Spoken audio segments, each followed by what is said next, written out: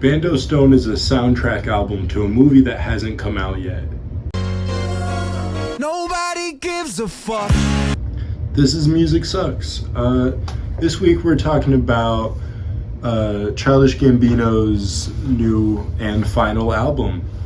And I've listened to it a few times. I really only have two complaints that we'll get into later. First, I do want to start with what I liked about the album. The production on it is amazing. There are so many different sounds that are all done very well. I do like Childish Gambino branching out into all these different sounds before he ends his musical career. He touched a little bit of everything throughout his career. I love track 3 on the album, how it leans into his older style, and I do feel that this album, Bando Stone in the New World, is somewhat a sequel to Because the Internet. These albums are definitely like touching. I don't know if they're like an actual 1 and 2, but based off parts of the story we get from Bando Stone in the New World with the trailer and the album, and the story and screenplay of Because of the Internet, I feel like these could be a connected world,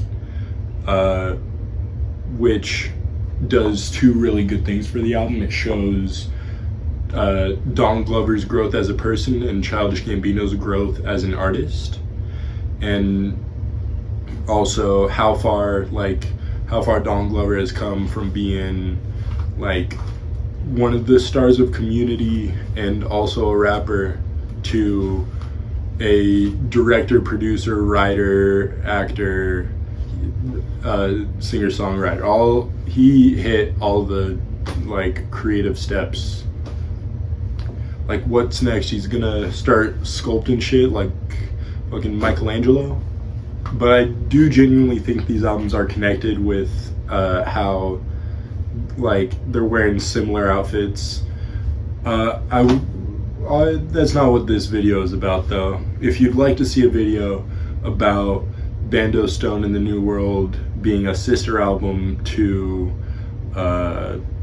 Because the Internet, one, I'd wait till the movie comes out.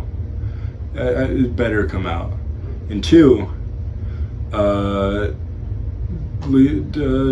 give me some time. I don't know. Tell me in the comments if you'd like to hear about that. I'm gonna hit some other songs that I thought were really good. I skipped forward a little bit with track 3. The second track, Lithona, was released as a single before the album came out, and still might be the strongest song on the album. Like, I'm not saying it's the best. I do think there are definitely like better written songs, but I feel like Lithona has all the good aspects of all those other parts and is definitely going to be the song people remember from this album. One song I do want people to remember from this album, though, is Dadvocate. In that song, like, through that song is how I found out Don Glover's a dad. He's a father of 3. Don Glover's always been very secretive about his personal life, not really like showing many pictures of his wife or whoever he's with at the time, or his children. So finding out that he has kids now, pretty crazy. Makes sense. He's had dad bod since like 2015. He's peaked dad bod though. Like, I'm too scrawny for this this Bando Stone fit I got on. Like, I don't got the big, like, even if the shirt was as tight as his in like the cover art, I'm too scrawny. It's just the way I'm built. Advocate is a song about being a dad, and I'm sure I can't express how like important this song is from my personal like area.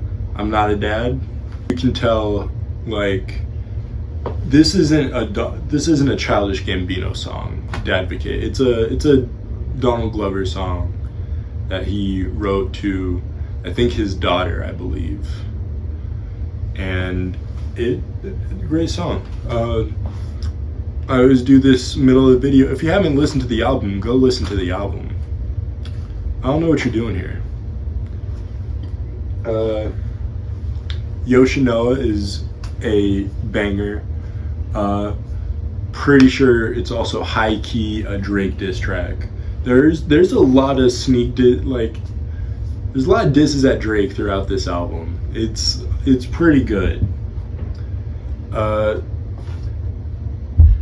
I don't believe Childish Gambino is trying to hop on that train.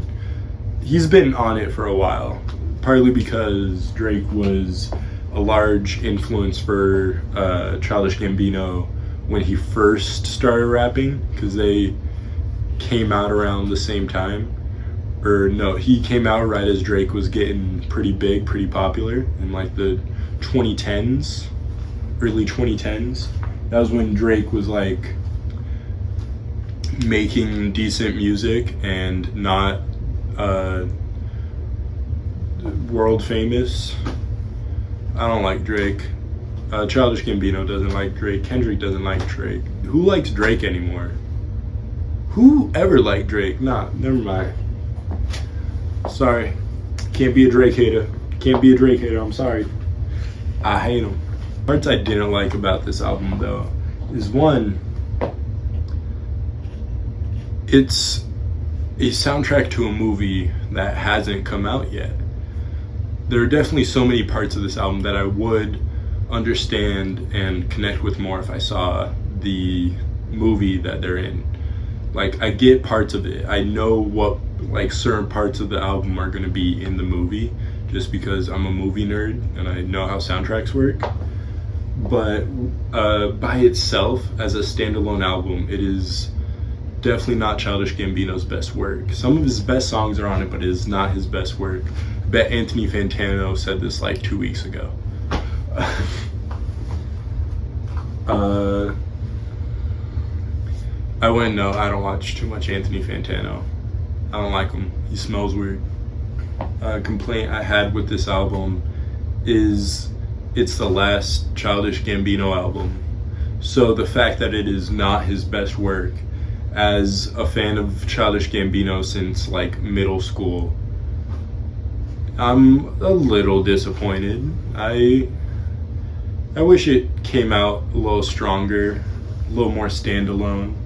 Like it's a great album, but it's a great collection of songs. I don't know about calling it a great album. That's where I'm gonna leave it. That's my main fault with this album. Here I'm gonna put a more detailed list of all the songs that I really liked on this album. Then right here I'm gonna put my Instagram. Right here I'm gonna put the subscribe button. Like and subscribe. Leave a comment. If you'd like to see more videos like this, I have plenty up on my channel. Please watch those as well.